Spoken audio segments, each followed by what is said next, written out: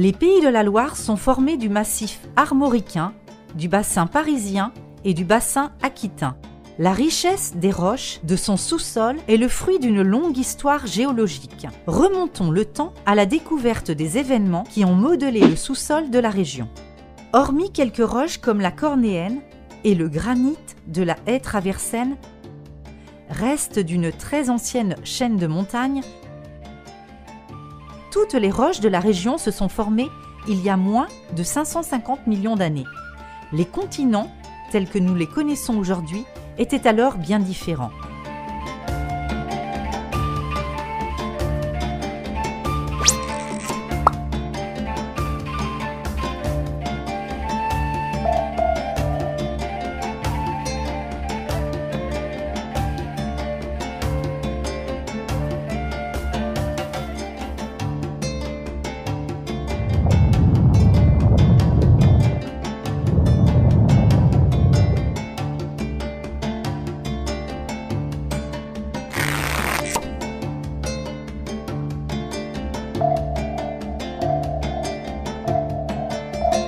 Au nord du continent Gondwana, la lithosphère s'étire, s'amincit puis se fragmente.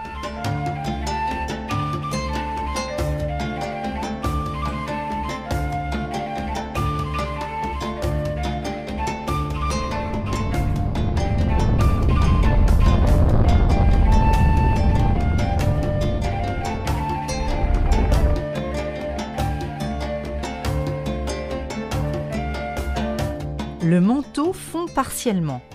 En remontant, ce magma réchauffe une partie de la croûte inférieure qui fond à son tour.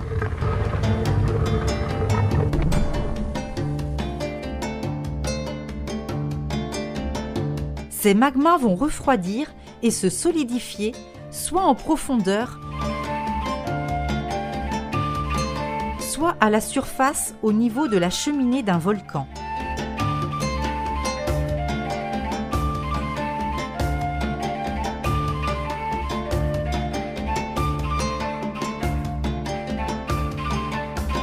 C'est le cas des rhyolites de Verrey.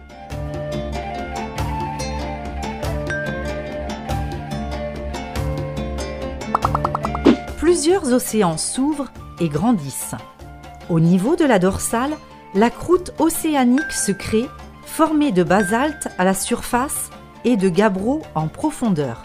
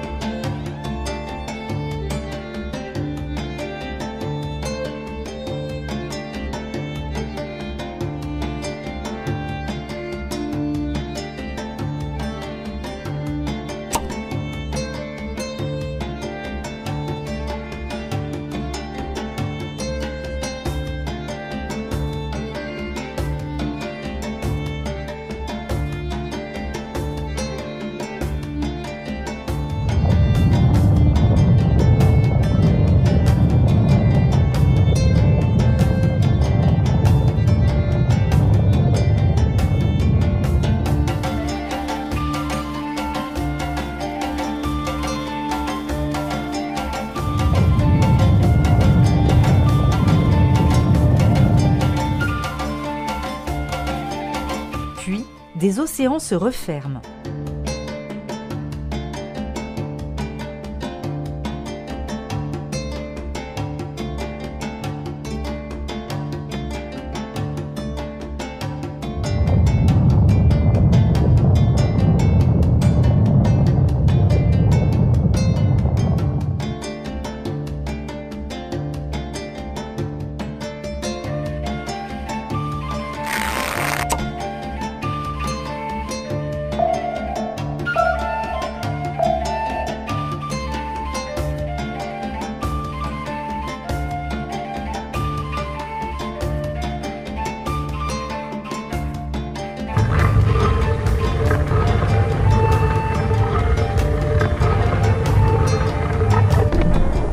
manteau océanique plonge alors sous la croûte continentale. C'est la subduction. En s'enfonçant, la croûte va subir des changements de température et de pression.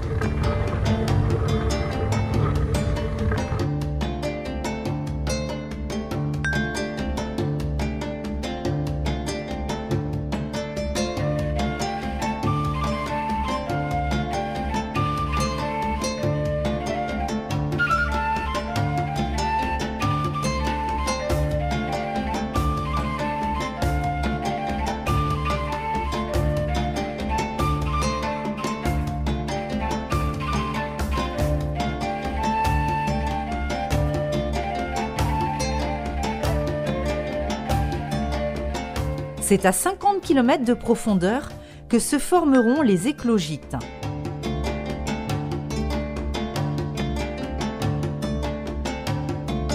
En plongeant, la lithosphère libère de l'eau, provoquant la fusion partielle du manteau.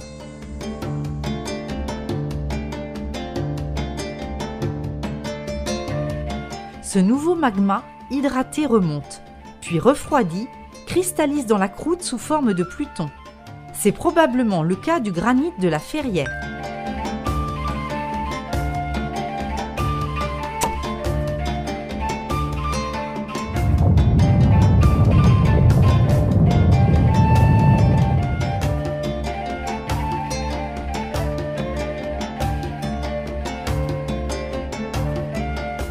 De la collision des deux continents naît une grande chaîne de montagnes.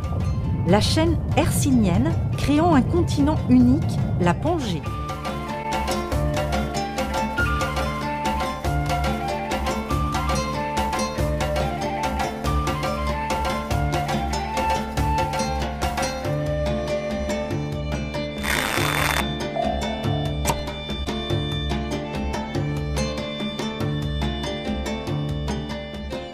Compressée, plissée, enfouie, la croûte continentale subit des changements de pression et de température.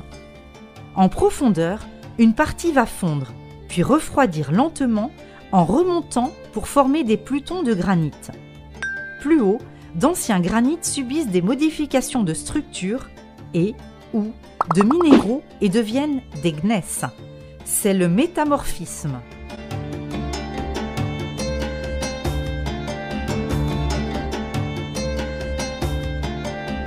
Sous l'action du vent, de la glace mais surtout de l'eau, cette chaîne de montagnes s'érode lentement.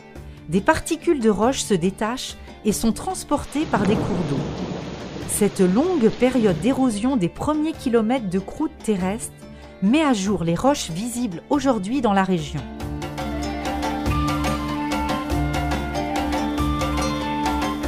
Tout au long de leur chemin, ces particules se déposent au fond des cours d'eau, des lacs et des océans. C'est la sédimentation.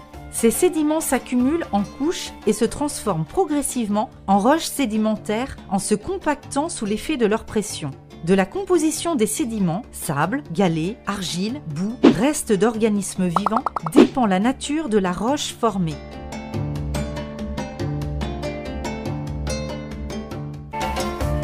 Plusieurs invasions marines sont à l'origine des roches sédimentaires qui forment aujourd'hui les bassins parisiens et aquitains. Il y a 90 millions d'années, la mer recouvre une partie de la région. Pendant 30 millions d'années, une boue calcaire, composée de restes d'organismes marins et de fragments de roches, se dépose au fond de cette mer. Compressée, elle se transformera progressivement en une roche calcaire, le tuffeau. Il y a 10 millions d'années, une nouvelle avancée marine, plus courte, entraîne le dépôt de sédiments mêlant sable et débris fossilisés. Ils s'accumulent et se compactent dans de rares cuvettes, comme celle de Douai-la-Fontaine, formant le Falin. La présence de restes de baleines ou d'éléphants dans cette roche indique que la région de Douai-la-Fontaine était alors une zone littorale, marécageuse et qu'il y régnait un climat tropical.